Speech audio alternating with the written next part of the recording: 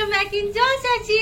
তো জমিয়ে ঠান্ডা পড়েছে, তার উপর মঙ্গলবার দিন আমার টিউশনও থাকে নেই। ঘড়িতে 9টা। চলো দিনটা শুরু করা যাক। আর যাই হোক, আমরা না আজকে ঘুম থেকে উঠেই প্ল্যান করেছি, মানে হঠাৎ করে আমি বলেছি, মানে এতে আমার হাত ছিল না, ও আজ গড়িয়ে হাত যাবে, পারপাসটা আমি, ওই বলুক আমি কাজে গেলাম। ব্যাপারটা আর কিছুই না, সামনে তো দিদির জন্মদিন আসছে, আর সময় পাবো না। আজকে ওকে নিয়ে যাচ্ছি ওর জন্মদিনের শাড়িটা নিয়ে আসতে। রাতের পিঠের একটু তরকারি ছিল, সেটা দিয়ে মুড়ি খেতে বসেছি আমরা। আর এখানে আছে ইটু পুজোর প্রসাদ। কাল তো পিঠের ভিডিও আমাদের নেওয়া হয়নি, এই যে 4টে বেজেছে সকালে। এবার ইটু পুজোর নিয়ম না এক একজনদের এক এক রকম। মানে আমাদের নিয়ম আগের দিন, মানে ধরো কাল পুজো হয়েছে, আজ ঠাকুরকে সকালের দিক করে পুকুর ঘাটে বসিয়ে দিয়ে আসা হয়। বাট অনেকের এটা আছে যে কাল রাতের মধ্যেই দিয়ে দিতে হয়। আর আজ না আমাদের হবে না, মানে মঙ্গলবার মা বললো পুকুর ঘাটে দেওয়া যাবে না, সো আমরা ঠাকুরকে আজ রেখে দিচ্ছি, আমরা কাল জলে দেবো। জানিন সব থেকে বেশি নেকলেট না আমার বাড়ির গাছগুলো হচ্ছে, জল দেওয়ার কথা মনেই থাকে না, ছাদ নিয়ে এত ব্যস্ত থাকি। দিনই তো ধরতে গেলে বাড়িতে থাকবো না, মনে হলো একবার ছাদে ঘুরে আসি। আসলে সকাল থেকে একবারও যাওয়া হয়নি, গাছগুলো আমার দেখাও পাইনি। বাবা এই ফুলগুলো কতদিন এরকম ভালো থাকে। মানে ছাদে এসেছিলাম, এত ভালো লাগছে এই রোদটা, কিন্তু বেশিক্ষণ নেওয়া যাবে না, কারণ আমাদের 12টা 28 ধরবে তো। হ্যাঁ 12টা 28, চল থানে যাবো। চল তো আমরা কি যে করি না আমি বুঝতে পারি না। ঘড়িতে 45 বাজে, আমরা 12টা 28 ধরবো, কি করে ধরবো জানি না। কি করছিলাম আমরা এতক্ষণ? মাকে বারণ করলাম যে মা ভাত করো না, খাবার তো খেয়েছি টিফিন, আর কিছু খেয়ে যাব না। মা আসছি। পুরো চুল ভিজে। স্টেশনের অটো কি করে পাবো জানি না, ঘরে বসে বসে লেট করে ফেললাম। আর এই প্রথম আমি এইরকম ভেজা চিকু চুলে যাচ্ছি। নর্মালি না এই সমস্ত কেনাকাটায় গেলে সব থেকে বেশি ভয়ে আমি থাকি। আসলে এতবার গড়িয়াহাট যাই আর ফিরে আসি, শাড়ি তো চোখেই পড়ে না, বলি না সমস্ত কিছুই মনে হয় যেন বাড়িতে আছে। আমি আজকে খুব রিল্যাক্স। আমিও এবার দেখো আমার শাড়ি যদি আমি না পরে উঠতে পারি, এ বেচারাটা কি করে বলো তো? আমাকে নিয়ে যায় আবার ফিরে আসে। কি আমার কিচ্ছু কাজ না, কিচ্ছু কাজ না, পুরোপুরি ওর দায়িত্ব। ও কি কিনবে না কিনবে ও জানে। এইসব চুলগুলোও না কি অসুবিধা হচ্ছে। আগের দিন যখন গিয়েছিলাম তখনও কিন্তু আমরা শাড়ি টুকটাক দেখেছিলাম, যদি পছন্দ হতো নিয়েই দিতাম। আজকে যাচ্ছি প্রপার পুরো শুধুই বলতে পারো শাড়ি কিনতে। আজকে পাবো তো? শুধু ভাবছি যে আমি কি শাড়ি নেব। আমাকে এমনি সবাই বলে যে তুই কি ওই শাড়িই পরিস, মানে সলিড কালার, শুধু পার এক কালারের শাড়ি। আমার না ওইগুলোই ভালো লাগে। আজকে যাই হোক ওই নিয়ে নিবি, না হলে এত বাজে মেয়ে। ও বলছে যে সব খেয়ে ঠিক আছে, আমি একটা পুরানো শাড়ি পরে নেবো। বলছে হাই দেখ আমার আলমারি ভর্তি শাড়ি, কি হবে না কি পুরানো কিছু পরা যায় না, একটা জন্মদিন পুরানো শাড়ি পরবে। মানে আমার না অদ্ভুত দশা। এমনিতে আমি আলতা পরিনি, কাল আলতা পরেছি, আবার পায়ের দিকে জিন্সেরই ভার্সন, বাজে দেখাচ্ছে। আর একটা কথা বলতে হবে, আমার ক্রক্সটা আমাকে বাঁচিয়ে দিচ্ছে এই সব থেকে।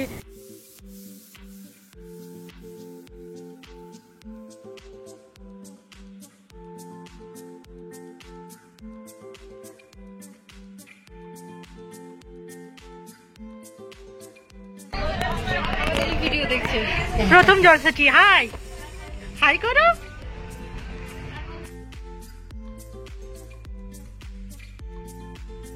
শুরুটা এরকম, দৌড়ে দৌড়ে ট্রেনও পেয়ে গেছি। আই থিঙ্ক আমি আমার শাড়িটাও পেয়ে যাব।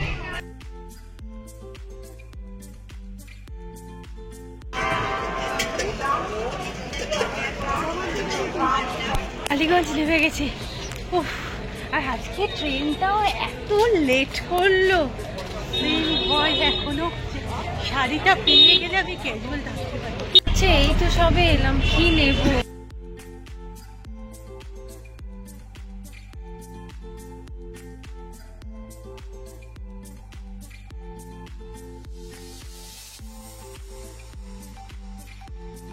আমি কি আর জামা কাপড় কিনবো না কিছু?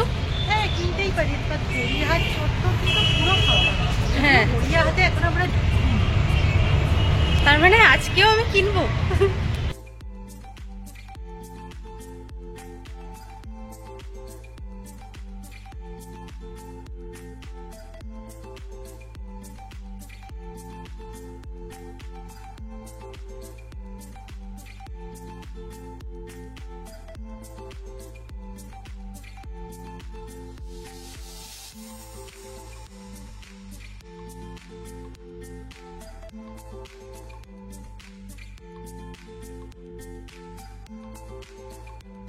এখন অব্দি আমরা একটা কিচ্ছু কিনিনি।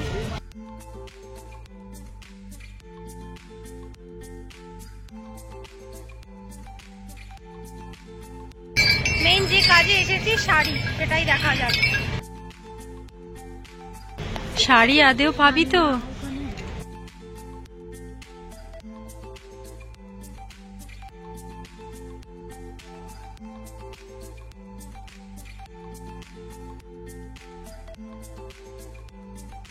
সিরিয়াস, কোন শাড়িটা নেওয়া হবে কি জানি।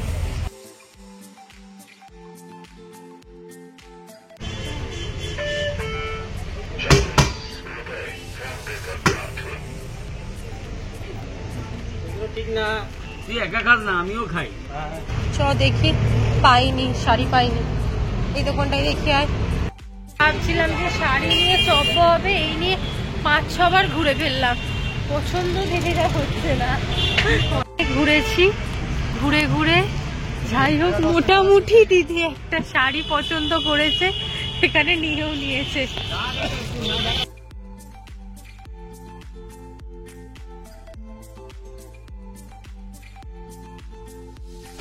পছন্দ হয়েছে? দেখা হলো, নেওয়া হয়ে গেছে।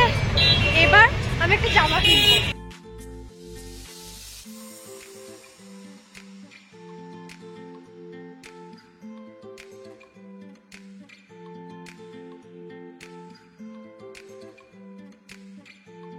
একটা জামা পছন্দ করেছিলাম, কিন্তু সেটা যা দাম বলেছে সে দেখে আমি আর নিতে পারলাম না। আমাদের যেটা কাজ ছিল সেটা হয়ে গেছে, ওরা বাড়ি দিকে যাচ্ছি। একদম এখন শুধু শীতের কালেকশন, শুধু সোয়েটার। তোর শাড়িটা পছন্দ হয়েছে তো? ওই শাড়িটা না আমরা 10 বার দেখেছি, 10 বার, কিন্তু তখন মনে হচ্ছে নেবো না নেবো না। আসলে আরো অপশন দেখছিলাম, শেষমেশ না পেয়ে এটা কিনেছি। প্রথম থেকে আমাকে দিদি বলেও রেখেছিল যে আমি এই প্যাটার্নের শাড়ি নেব।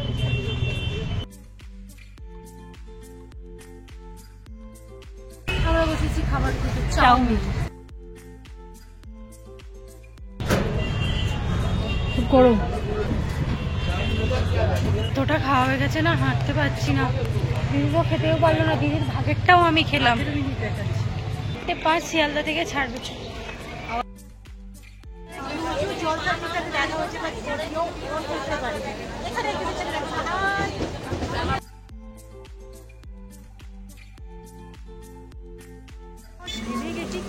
ভিডিও করেছি কিছু জানি না, বাট শাড়ি কিনে নিয়েছে। হ্যাঁ, ট্রেনের হাতটা ছেড়ে দিয়েছি, আসছি হালদার পাড়া দিয়ে বেরিয়ে যাবো। এই হচ্ছে অটোর লাইন, অটোরা সামনে ছেড়েই দিয়েছি, আগেই বললাম হাঁটছি।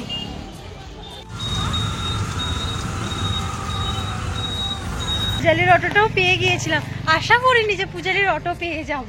আজ ফাঁকাই ছিল পুরোটা। হ্যাঁ, যাই হোক তাড়াতাড়ি বাড়ি পৌঁছে যাবো, বা ভেবেছিলাম আরো তাড়াতাড়ি কিনবো।